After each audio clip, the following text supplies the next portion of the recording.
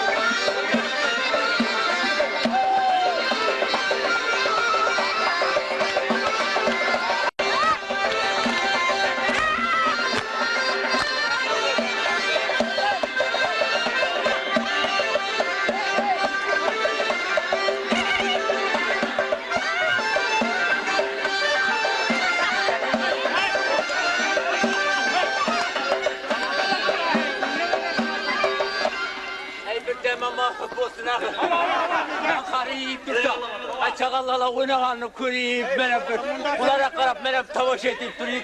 İnan bunda tabii. Bana değil, bana değil. O çağlara yok. Ke uyumasa biz özümüze böyle veremiz. Benim ortaklar. Benim çağdığımı tavaşamı köşeyinde. Ben özüm çay bulup cüceni kahvem ne kılırsa. Ben özüm tarıp olup yerge tepilsem ne kılırsa.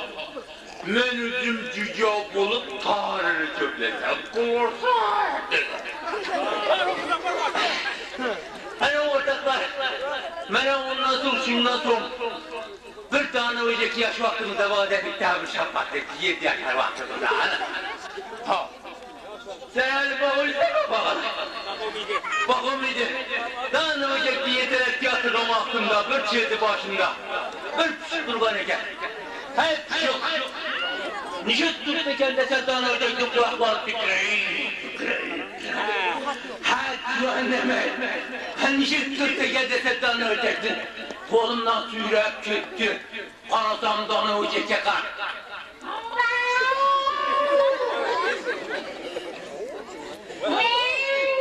Onlardan ölecek şıkkılı bötek etti kahve. Hemen yoluyorsa ben mi oluyordum? Yana bir cigitek gittiğine varım. Çarçaklan dalı demalı bir cigitek diye varım. O vaktinde cigitektin başında bir atıştırıcı olmuş. Benim çok büyük.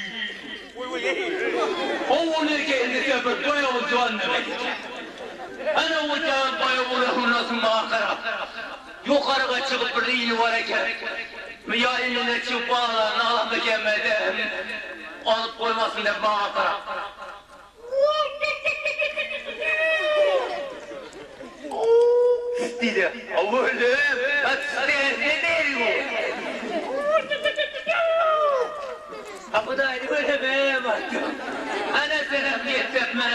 yol yürseven moluyordum. Tarık çarşadım. Yol yürseven molu bir tek cevabımda. Bana şimdi içerdin yerinde bir talma var eken. Talmanın boyunda çağalalar oynattı beniken. Hani o çağalalara kırak benim oynadım. Sen çağalaca olan yağmur ve çağalan verdi. Hava. Akana senesen ben bir şey uyakta oyun kırba. Ben bir hatta oyun kırbalardan oyunumuz bu lakkar alıyorum. Ne tutmadı geçeyim.